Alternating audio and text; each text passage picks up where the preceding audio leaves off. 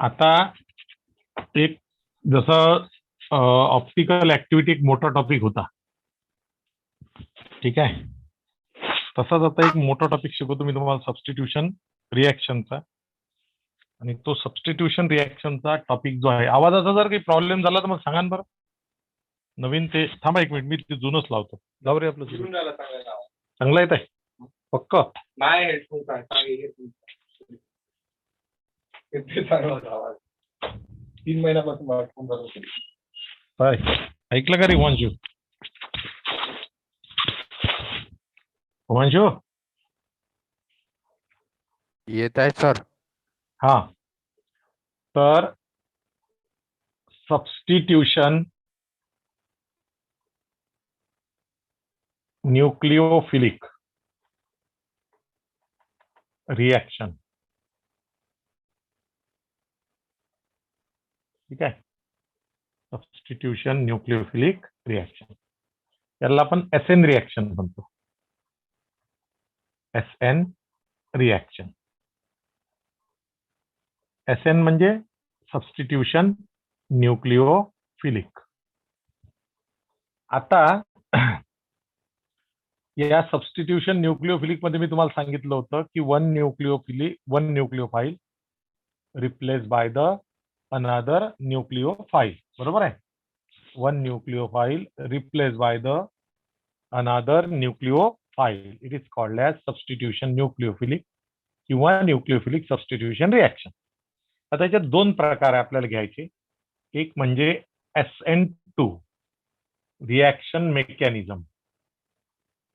SN2 reaction mechanism आणि दुसरं SN1 mechanism. SN1 reaction mechanism. तर पहिले आपण SN2 घेणार आहे आणि मग आपण SN1 घेऊ, ठीक आहे. तर SN2 आता हे लिहायचं तुम्ही असं. SN2 रिॲक्शन मेकॅनिझमचा अर्थ काय असते, तर S स्टँड फॉर सबस्टिट्यूशन.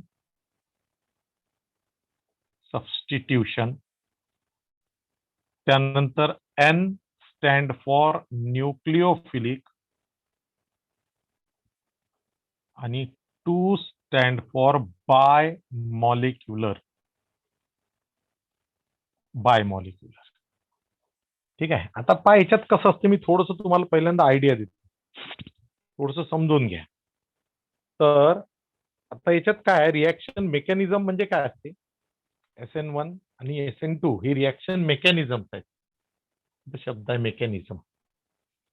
आता मेकॅनिझम मध्ये कसं राहते की एखादी रिॲक्शन जेव्हा होते, ठीक आहे, कोणती रिॲक्शन होते तेव्हा ऍक्च्युअल काय काय होते, ऍक्च्युअल काय काय घडते, कोणता बॉन्ड ब्रेक होते, 2 बॉन्ड सायमल्टेनियस ब्रेक होते की पहिले हा बॉन्ड ब्रेक होते मग तो फॉर्म होते, ठीक आहे, किती एनर्जी रिलीज होते, कितीपर्यंत एनर्जी वाढते, समजलं ना. तर अशा खूप साऱ्या गोष्टी राहतात. रिॲक्शन स्पीडली होते की स्लोली होते, किती स्टेप मध्ये होते, एका स्टेप मध्ये होते की 2 स्टेप मध्ये होते की 3 स्टेप मध्ये होते, या सगळं गोष्टींचा स्टडी ज्याच्यामध्ये केला जातो त्याला म्हटलं जाते रिॲक्शन मेकॅनिझम. ठीक आहे. म्हणजे कोणत्याही रिॲक्शनचं एकदम डिटेल बिलकुल. आता मी मागे तुम्हाला आठवत असेल तर एक उदाहरण सांगितलं. आता समजा कोणी असं म्हटलं, घरगुती उदाहरण सांग, आता तुम्ही असं म्हटलं की मी अभ्यास केला, बरोबर आहे. तर अभ्यास केला, झाली प्रोसेस, संपली, काही हे नाही आहे त्याच्यात. अभ्यास केला म्हणजे त्यात काय आहे का, पण अभ्यास करण्याकरता मी पहिले चेअरवर बसलो, मग मी बाजूच्या बॅग उचलली, ती बॅग टेबलवर ठेवली, तिची चेन उघडली, मग त्यातून पुस्तक काढलं, मग ते पुस्तक टेबलवर ठेवलं, मग त्याचे पानं पलटवले, मला जे पाहिजे ते पेज नंबर काढलं, मग मी वाचल्यानंतर मग मला जे महत्वाचं वाटलं मी ते अंडरलाईन केलं, बरोबर आहे. मग मी वाचलेल्या गोष्टी समजून घेतल्या, मग मी त्या आठवून पाहिल्या, बरोबर आहे. असं करत करत 2 तास झाले आणि मग मी पुस्तक बंद केलं, डोळे असे केले, दुखले असेल डोळे तर मग हे पुस्तक बंद केलं, मग ते बॅगमध्ये ठेवलं, मग बॅगची चेन लावली, बॅग बाजूला ठेवली, मग मी उठलो. ही झाली पूर्ण अभ्यास करण्याच्या प्रोसेस मधली प्रत्येक गोष्ट. आलं का लक्षात? हो सर. हा, तर जसं आता अभ्यास करणे म्हटलं की एवढं अभ्यास केला म्हणजे कन्सिडरेशन असते ना, की हे सगळे. पण आपण रिॲक्शन म्हणजे अभ्यास करणे, आणि रिॲक्शन मेकॅनिझम म्हणजे ती रिॲक्शन होताना घडणारी प्रत्येक गोष्ट सांगणे, म्हणजे त्याला म्हणतात रिॲक्शन मेकॅनिझम. पटलं? हो सर. हा, आता आपल्याला दोनच मेकॅनिझम आहे फक्त, SN1 आणि SN2. तर आता आपल्याला पहिल्यांदा SN1 रिॲक्शन मेकॅनिझम पाहायचा आहे. आपलं सॉरी, SN2 रिॲक्शन मेकॅनिझम पाहायचा आहे. S stand for substitution, N stand for nucleophilic आणि 2 स्टँड फॉर बाय मॉलिक्युलर. आता याचं एक्झाम्पल जे आहे ते एक्झाम्पल असं आहे, CH3Br. मिथिल कोण आहे हा सांगा बरं मला. Plus KOH. ठीक आहे, KOH ऍक्वियस. ओके, आणि मग CH3OH तयार होते प्लस KBr. झालं बरोबर? हा तुमचा बनला मिथेनॉल. कोण बनला? इथेनॉल. हा हा. आता इथे हा जो KOH असते ना, तो K प्लस OH मायनस असा असते तो. आता मी त्यातला काय करतो, K ची मला गरज नाही आहे रिॲक्शन, म्हणून मी याच्यावर मायनस लिहितो डायरेक्ट. आणि हा Br पण काय राहणार, मायनस, असं लिहितो मी. काहीच प्रॉब्लेम नाही आहे, टेन्शन घ्यायची गरज नाही. आता ही रिॲक्शन आहे. आता ही जी रिॲक्शन आहे याच्यात मिथिल ब्रोमाइड सोबत अल्कोहोलिक KOH आपलं सॉरी ऍक्वियस KOH ची रिॲक्शन केली, मिथेनॉल मिळाला. ऍक्वियस म्हणजे सबस्टिट्यूशन, अल्कोहोलिक म्हणजे इलिमिनेशन. अल्कोहोलिक KOH जर वापरला, तर इलिमिनेशन होत असते, आणि ऍक्वियस KOH वापरला तर सबस्टिट्यूशन होत असते. लक्षात?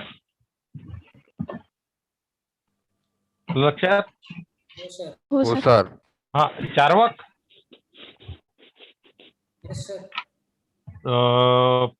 बॅच झाल्यानंतर मला फोन करशील बरं. हो सर. हा, तर आलं लक्षात तुमच्या? हा, तर आता हे झालं. कोणाचं माईक चालू आहे त्यांनी ते बंद करून द्या. आपल्या घरचा आवाज लोकांना ऐकायला काही नाही गेला तर जास्त बरं, कारण की ते पर्सनल गोष्टी राहतात त्या विनाकारण चांगल्या नसतात. कोणाच्याही घरात पर्सनल गोष्टी असतात, तर ते ऐकते, मग सगळे लोक हसतात, ते बरं नाही वाटत. म्हणून आपला घरी बोलत असेल कोणी, टीव्हीचा आवाज वगैरे असेल, तर थोडंसं ते काय करायचं, म्यूट करून द्यायचं. ठीक आहे. मग आता ही रिॲक्शन होती, ही ते एक्झाम्पल आहे त्या SN2 मेकॅनिझमचं, SN2 रिॲक्शन मेकॅनिझमचं हे एक्झाम्पल. आता याच्यात पहिली स्टेप म्हणजे kinetics of reaction. Kinetics of reaction. ठीक आहे. आता कायनेटिक्स ऑफ रिॲक्शन मध्ये काय असते माहिती आहे काय? कायनेटिक्सचा अर्थ असते रिॲक्शनच्या स्पीड सोबत. तर ती रिॲक्शन जी आहे ती त्या रिॲक्शनचं रेट जो आहे, रेट म्हणजे स्पीड, रेट म्हणजे स्पीड, हा कोणत्या मॉलिक्यूलवर डिपेंड आहे? रेट ऑफ रिॲक्शन किती मॉलिक्यूलच्या कॉन्सन्ट्रेशनवर डिपेंड आहे, आणि त्याच्यानंतर त्या रिॲक्शनची ऑर्डर कोणती आहे, वगैरे वगैरे गोष्टी. ऑर्डर वगैरे आता मग सांगतो तुम्हाला हळूहळू. तर हे ऑर्डर कोणत्या याच्यावर डिपेंड आहे, ह्या सगळ्या गोष्टी सांगतात, त्याला म्हटलं जाते कायनेटिक्स ऑफ रिॲक्शन. आता याच्यात कसं आहे, ही जी रिॲक्शन आहे, ही रिॲक्शन जी आहे तिचा रेट, या रिॲक्शनचा रेट, हे जे दोन रिॲक्टंट आहे, हा मिथिल ब्रोमाइड एक रिॲक्टंट आहे, आणि OH मायनस म्हणजे KOH हा दुसरा रिॲक्टंट आहे. दोघांच्याही कॉन्सन्ट्रेशनवर या रिॲक्शनचा रेट डिपेंड आहे. ठीक आहे, म्हणून मी इथे लिहितो rate of this reaction is depends on depends on concentration of both reactants,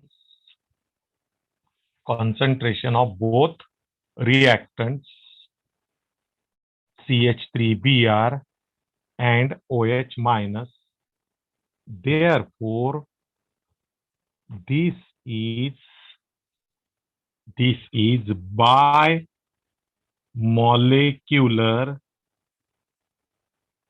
bimolecular and bimolecular reaction दिया पहले reaction. This is second order reaction.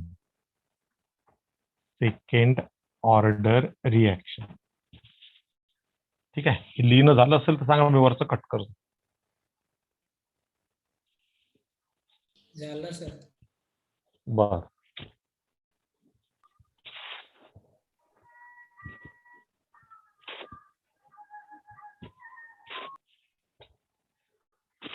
झाला. Kinetics of reaction. Rate of this reaction, it depends on concentration of both reactants CH3Br and OH minus. Therefore, this is the bimolecular reaction and this is second order reaction. आता ही जी reaction आहे तिचा rate law असते, मी तर लिहितो according to rate law. हे सगळं शिकणार आहे तुम्ही हळूहळू. आता एकदमाने समजायला थोडस त्रास होईल की काय आहे नवीन. ठीक आहे ना. आता हे खरोखर नवीनच आहे, त्याच्यामुळे समजायला थोडासा प्रॉब्लेम जाईल, पण मी सगळं कव्हर करून देतो, टेन्शन घेऊ नका. According to rate law, rate of reaction is directly proportional to the concentration of, आपल्या केमिस्ट्रीमध्ये कॉन्सन्ट्रेशन हा स्क्वेअर ब्रॅकेटने आपण रिप्रेझेंट करतो, concentration of CH3Br and concentration of OH minus असं लिहितो. Rate is directly proportional to the concentration of CH3Br and concentration of OH minus. मग आता हे proportionality sign काढायचं आहे मला आणि तिथे इक्वल टू घ्यायचा आहे, तर मला कॉन्स्टंट घ्यावा लागेल आणि तो कॉन्स्टंट आहे के. म्हणून मी आता असं लिहिणार, रेट इक्वल टू, हे काढून हे लिहू शकतो मी, concentration of CH3Br into concentration of OH minus. पटलं? हे झालं रेट इक्वेशन, त्याला म्हणतात रेट इक्वेशन. आता इथे के जो आहे, this is called rate equation. This is the rate equation. Okay. आता इथे के चा अर्थ आहे, के म्हणजे काय, तर के आहे specific rate constant. Specific rate constant. आता बायमॉलिक्युलर का बरं आहे, पहिल्यांदा तर हे समजा, दोन गोष्टी असतात रिएक्शनला, दोन कंपल्सरी गोष्टी असतात. एक म्हणजे ऑर्डर ऑफ रिएक्शन आणि दुसरं म्हणजे molecularity of reaction. Molecularity of reaction, order of reaction आणि मॉलिक्युलॅरिटी ऑफ रिएक्शन, ह्या दोन महत्वाच्या गोष्टी आहेत. तर ऑर्डर जी असते ना, आता पहिल्यांदा मॉलिक्युलॅरिटी पाहून घ्या. मॉलिक्युलॅरिटी म्हणजे काय, की हे जे रेट इक्वेशन असते, या रेट इक्वेशन मध्ये आपल्याला समजते की या रिएक्शनचा रेट, जो कोणी रिएक्शन आहे आपण घेतलेली, त्या रिएक्शनचा रेट किती रिएक्टंटच्या कॉन्सन्ट्रेशन, ठीक आहे, किती रिएक्टंटच्या कॉन्सन्ट्रेशन वर डिपेंड आहे. हे मग जेवढ्या मॉलिक्युलच्या किंवा जेवढ्या रिएक्टंटच्या कॉन्सन्ट्रेशन वर रिएक्शनचा रेट डिपेंड असतो, त्याला म्हणतात मॉलिक्युलॅरिटी ऑफ रिएक्शन. आता इथे पहा काय झालं, या रिएक्शनचा रेट हा डिपेंड आहे दोन मॉलिक्युलच्या कॉन्सन्ट्रेशन वर. एक म्हणजे मिथिल ब्रोमाइड, एक म्हणजे OH मायनस म्हणजे KOH. मग आता दोन मॉलिक्युलच्या कॉन्सन्ट्रेशनवर किंवा दोन रिॲक्टंटच्या कॉन्सन्ट्रेशनवर या रिॲक्शनचा रेट म्हणजे स्पीड डिपेंड आहे. या दोघांचं कॉन्सन्ट्रेशन कमी झालं तर रिॲक्शन स्लो होते. या दोघांचं कॉन्सन्ट्रेशन वाढवलं की रिॲक्शनचा स्पीड वाढते. म्हणून मग आता हे जे दोन आहे या दोघांच्या कॉन्सन्ट्रेशनवर, दोन मॉलिक्युलच्या कॉन्सन्ट्रेशनवर या रिॲक्शनचा रेट डिपेंड आहे. म्हणून याला आपण म्हणतो बाय मॉलिक्युलर रिॲक्शन. बाय म्हणजे दोन, मॉलिक्युलर म्हणजे मॉलिक्यूल, रिॲक्शन म्हणजे रिॲक्शन. दोन मॉलिक्युलच्या कॉन्सन्ट्रेशनवर या रिॲक्शनचा रेट डिपेंड आहे. म्हणून ही झाली बाय मॉलिक्युलर रिॲक्शन. ही झाली मॉलिक्युलॅरिटी. मग या रिॲक्शनची मॉलिक्युलॅरिटी काय आहे? It is a bimolecular. It is bimolecular. Okay.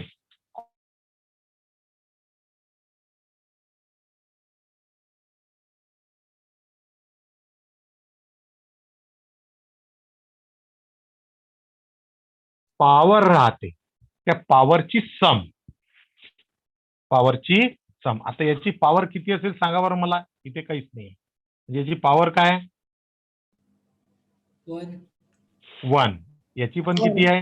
1. 1 plus 1 equal to 2. इथे काहीच नाही पण पॉवर 1 आहे. इथे पण काहीच नाही म्हणजे पॉवर 1 आहे. मग हा 1 प्लस हा 1, 1 प्लस 1 इक्वल टू 2. म्हणून हे झालं टोटल झाली 2. म्हणून it is a second order reaction. Second order reaction. पटलं? हो सर. हा. आता या महत्वाच्या गोष्टी असतात. आता थोड्याशा समजायला या डिफिकल्ट जातील, सुरुवात आहे. ठीक आहे. पण म्हणजे केमिस्ट्री 1 मध्ये याच्यावर एक पूर्ण लेसन आहे. रेट ऑफ रिॲक्शन वर पूर्ण एक लेसन आहे. लेसन त्यातलं सांगितलं मी तुम्हाला, जेवढे की सांगितलं आता त्याच लेसन मधलं सांगितलेलं आहे. तर त्याच्यामुळं तिकडे सगळं डिटेल आहे, कसं असते काय असते. आता मला तुम्ही सांगा एक सिंपल सी गोष्ट की जसं आता आपल्या घरी दूध सगळ्यांच्याच घरी येते दूध. मग दूध आणल्यानंतर जर आपण गरम नाही केलं तर ते खराब होते ना. हो. हा. आता ते खराब व्हायला मला सांगा बरं किती वेळ लागते. जर दूध गरम नाही केलं आणि बाहेरच ठेवलं डायनिंग टेबलवर गॅसच्या ओट्यावर, ते कुठे ते खराब व्हायला किती वेळ लागते रे? 4 ते 5 तासात दूध खराब होऊन जाते. बरोबर आहे? हो सर. हा. आता दूध खराब होणे म्हणजे काय? बघ, केमिकल रिॲक्शन आहे.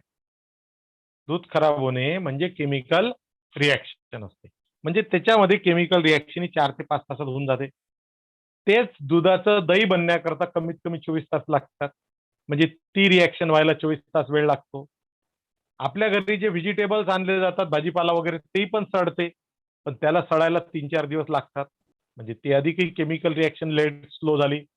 त्याच्यानंतर बटाट्यासारखा किंवा कांद्यासारखा सबस्टन्स सडायला 5-5, 6-6 महिने लागतात. मान्य आहे? हो सर. हा. म्हणजे याचा अर्थ असा झाला. आणि तेच फटाका फुटायला सेकंदात फुटते फटाका. होते की नाही होत? हो सर. हो सर. म्हणजे प्रत्येक केमिकल रिॲक्शन कंप्लीट व्हायला लागणारा वेळ सारखा असतो का? नाही. नाही. हा. प्रत्येक रिॲक्शन कंप्लीट व्हायला वेळ कमी जास्त प्रमाणात लागत असतो. आणि मग कमी जास्त प्रमाणात वेळ लागतो म्हणजे त्याचा अर्थ वेगवेगळ्या रिॲक्शनचा स्पीड जो आहे, स्पीड, तो काय? वेगवेगळा. हा, वेगवेगळा असतो. त्याच्यावरून तो जो स्पीड राहतो ना, मग तो कोणावर डिपेंड आहे? कोणत्या रिॲक्टंटवर डिपेंड आहे? रिॲक्टंटवर डिपेंड आहे की नाही आहे हे महत्वाचं असते. ठीक आहे.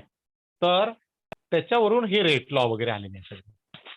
मग जेव्हा आपण तिकडच्या पार्टमध्ये जाऊ, केमिस्ट्री 2च्या 1च्या त्या पार्टमध्ये हे तुम्हाला सगळं शिकायला मिळणार. मॉलिक्युलॅरिटी ऑफ रिॲक्शन, त्याच्यानंतर order of reaction, rate law, दोन प्रकारचे रेट लॉ असतात. ठीक आहे, तर वेगवेगळे आहेत. 0 order reaction, first order reaction, second order reaction. जसं हे सेकंड ऑर्डर रिॲक्शन आहे, तशी फर्स्ट ऑर्डर पण असते, तशी 0 ऑर्डर पण असते. अशा वेगवेगळ्या ऑर्डर ऑफ रिॲक्शन पण राहतात. मग रिॲक्शनचा रेट डिपेंड कशावर असते, याचे फॅक्टर्स आहेत दुनियाभराचे. हे सगळं 1 बाय 1 आपण शिकू. पण आता आपल्या करता हे आहे. एवढं लिहून झालं का तुमचं? हो सर. हो सर. हा, आता हे जर झालं असेल तर याच्यात कोणाला काही अडचण आहे का सांगा मला. नाही सर. पहा, काही लोकांनी हे असं लिहिलं, काही लोकांनी असं लिहिलं, rate is proportional to CH3Br into OH minus, असं लिहिलं काही लोकांनी. हे रॉंग आहे. काय रॉंग असेल त्याच्यात? ब्रॅकेट. ब्रॅकेट. ब्रॅकेट ब्रॅकेट असा पाहिजे. असा जर लिहिला ब्रॅकेट असा तर हे रॉंग आहे. हे असंच पाहिजे, concentration represented by square bracket. Is that clear? Yes sir. Yes sir. हा, असं लिहा. ओके, आता आपण या रिॲक्शनचा रेट पाहिला, म्हणजे कायनेटिक्स पाहिलं या रिॲक्शनचं. तर आता कायनेटिक्सच्या नंतर ही जी रिॲक्शन आहे, ही रिॲक्शन सिंगल स्टेपची रिॲक्शन आहे. Single step reaction. ठीक आहे, आता या सिंगल स्टेपमध्ये काय होते पाहून घ्या. आता इथं मी लिहितो रिॲक्शन मेकॅनिझम. Reaction mechanism. ठीक आहे, step 1 back side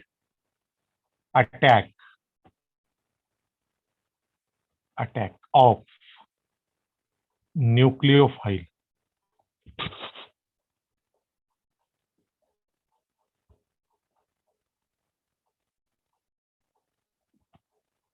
back side attack of nucleophile. आता एक काय आहे बाबा back side attack of nucleophile? ठीक आहे, तर आता मी तुम्हाला सांगतो. हा जो CH3Br आहे, हा टेट्राहायड्रल आहे. आता आपण त्याला हे केला होता, लिहिला होता. हा जो CH3Br आहे, हा टेट्राहायड्रल आहे. कालच बोललो होतो आपण फिशर प्रोजेक्शन फॉर्म्युला आणि वेट फॉर्म्युला, वेज फॉर्म्युल्यावर, बरोबर? इंटरन्सच्या बॅच मध्ये कालच बोललो. हो सर. हा हो झाला सर. तुमचा मिथिल ब्रोमाइड. काय म्हणतात सर, कोणी म्हटलं काय झालं? चुकलं का काही? हो सर नाही म्हटलं. सर. अच्छा, हो सर म्हटलं. हे यार कानात पूर्ण होते ना, माझाच आवाज मलाच ऐकून राहिला पुन्हा पुन्हा. हा, आपल्याला ते मोकळे मोकळे पाहिजे जरा. तर बरं, ठीक आहे. आता हे असं लिहितो. हे सांगा बरं, हे काय आहे? अशी लाईन. Inside the plane. हा, Inside the plane. Inside the plane. आणि हे असं Inside the plane. Outside the plane. Upside the plane. हे दोन. On On the the plane. On the plane. हा, आता पहा कसं आहे. आता प्लस OH मायनस आहे. आता या OH मायनस या कार्बनवर अटॅक करणार, कारण की OH कार्बन सोबत जॉईंट होऊन राहिला ना, CH3OH तयार होते ना तो. OH चा बॉन्ड कोणासोबत बनणार? कार्बन सोबत. कार्बन सोबत. ठीक आहे, तर आता मला सांगायचं की आता पहिल्यांदा तर फ्रंट साइड आणि बॅक साइड ह्या दोन गोष्टी समजून घ्या. कार्बनला ब्रोमीन ज्या साइडनी अटॅच आहे ती साइड म्हणजे फ्रंट साइड. कार्बनला ब्रोमीन ज्या साइडनी अटॅच आहे ती साइड म्हणजे फ्रंट साइड, आणि त्याची अपोजिट साइड जी आहे ही, जिकडून हायड्रोजन अटॅच आहे ती साइड म्हणजे बॅक साइड. त्याला काय म्हणतो आपण? Back side. आता पाहतो कसं आहे. हा OH मायनस इथून असा अटॅक नाही करू शकत कार्बन, असं नाही होऊ शकत. त्याचं कारण मी तुम्हाला सांगतो, समजून घ्या. आता इकडे लक्ष द्या. ते एक असं म्युझियम आहे. म्युझियम समजते तुम्हाला? हो सर. हा, या म्युझियमला दोन दार आहे.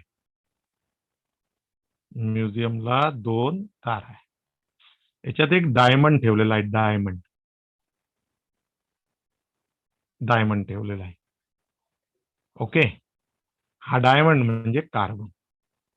इकडून एक बॉडीगार्ड आहे. इकडून एक बॉडीगार्ड आहे असा. त्याच्या हातात बंदूक आहे. काय आहे त्याच्या हातात? बंदूक. बॉडीगार्ड खाली मन घरवर झालं ते.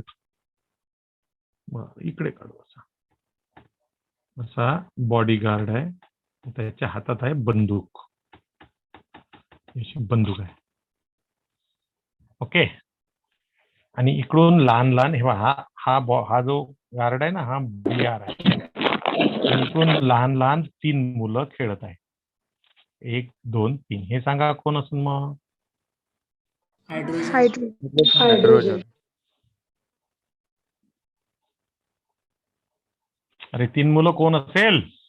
हायड्रोजन. हायड्रोजन. हे 3 हायड्रोजन आहे ना.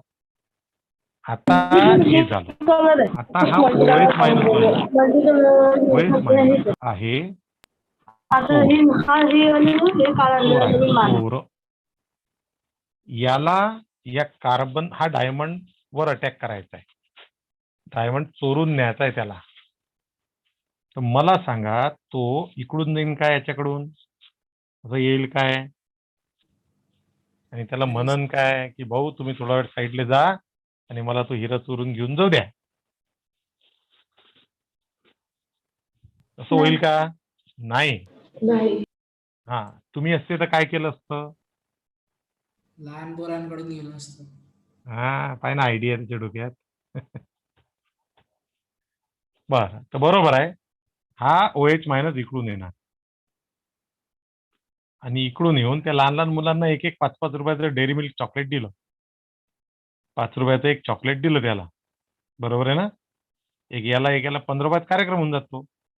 आणि मग हे लहान मुलांना तो हाकलून देऊ शकते ना, चल जा इकडे चॉकलेट घेतला, चला जा खेळायला, पळा लवकर लवकर. लहान मुलं आहे बिचारे, ऐकतील की नाही ऐकणार? ऐकतील. आणि मग हा इकडून जाऊन याच्यावर अटॅक करू शकतो की नाही करू शकत? करू शकतो. करू शकतो. मग आता सेम स्टोरी इथे अप्लाय करायची. हा OH मायनस जो आहे ना, हा न्यूक्लिओफाईल आहे, म्हणजे याच्यावर निगेटिव्ह चार्ज आहे. आणि हा BR सुद्धा न्यूक्लिओफाईलच असतो, याच्यावर पण निगेटिव्ह चार्ज असतो जर तो जॉईंट नसेल तर. म्हणजे एक न्यूक्लिओफाईल आणि हा OH दुसरा न्यूक्लिओफाईल, या दोघांमध्येही रिपल्शन राहील ना. हो सर.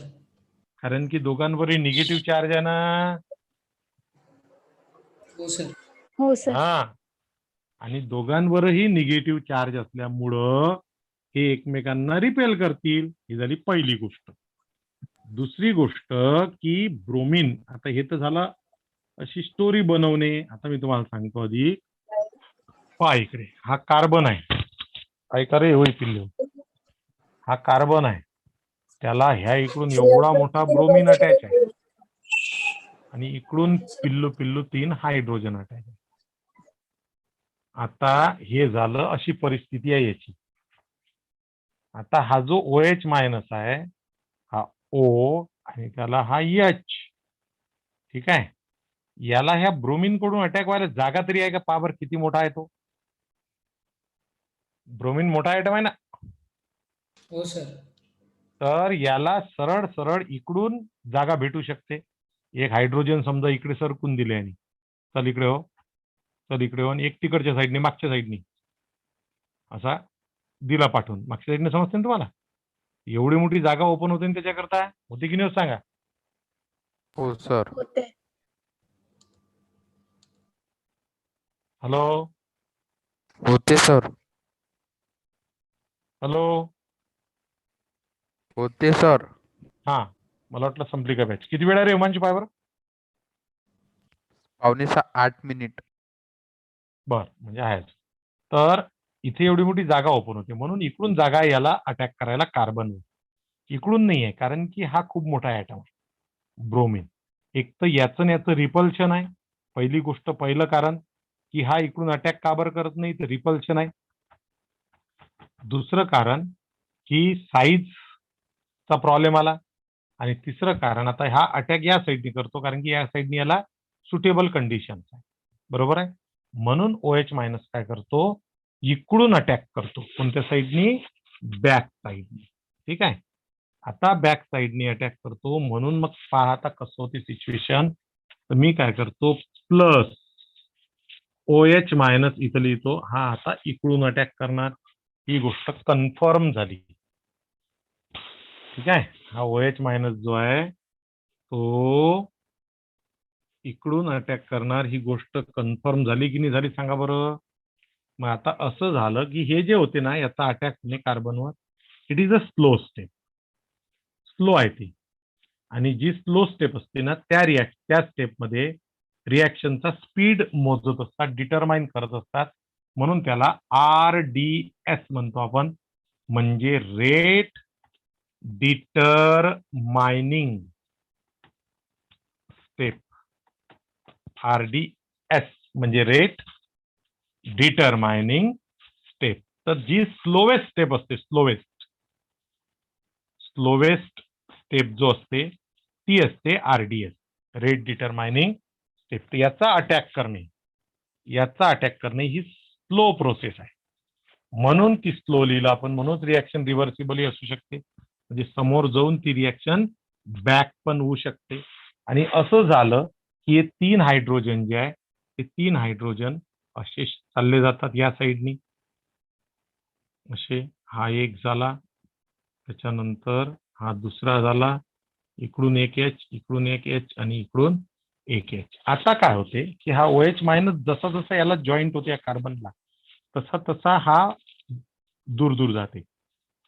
OH मायनस जसा जसा याला ज्याच्याकडे जॉईंट होते याच्यासोबत बॉन्ड बनवते तसा तसा ब्रोमीन दूर होते. म्हणजे OH मायनसचा कार्बन सोबत बॉन्ड बनणे आणि कार्बनचा ब्रोमीन सोबत बॉन्ड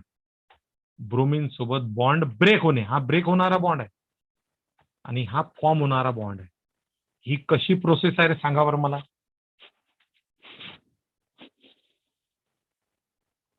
सबस्टिट्यूशन. अल्जेब्रामध्ये एक प्रकार होता गणिताचा, इक्वेशनचा.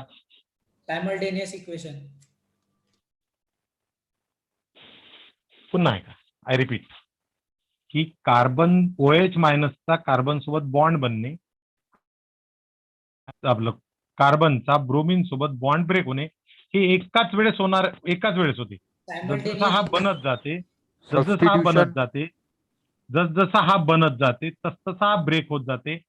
ज्या दोन गोष्टी सायमल्टेनियस घडतात त्याला काय म्हणतात. अभि मीच तो शब्द वापरला. हा, सायमल्टेनियस होणाऱ्या प्रोसेस आहे. मीच शब्द वापरला मूर्खासारखा. तर हा सायमल्टेनियस होणाऱ्या प्रोसेस आहे. आता मला तुम्ही सांगा, तुम्ही आता या मोमेंटला मला पाहताय कॅमेरावर, बरोबर आहे.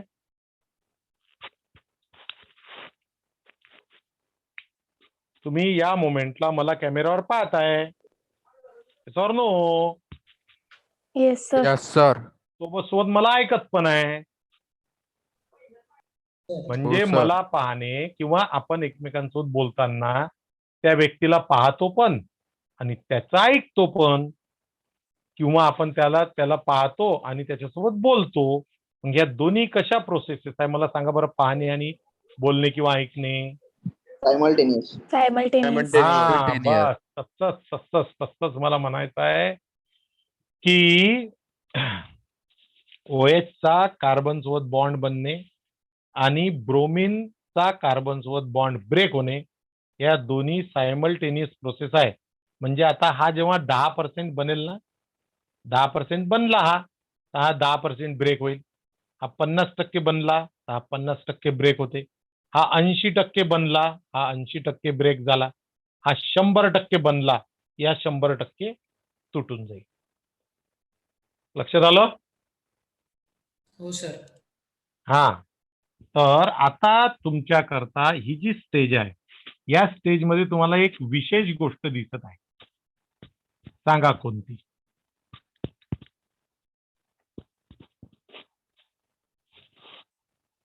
जी केमिस्ट्रीच्या रूलच्या थोडीशी बाहेरची वाटायला पाहिजे आपल्याला. कार्बनचे बॉन्ड हा, कार्बन सोबत 5 बॉन्ड आहे. पाच ग्रुप ऍड झालेले आहे. 5 3 हायड्रोजन, ब्रोमीन आणि OH.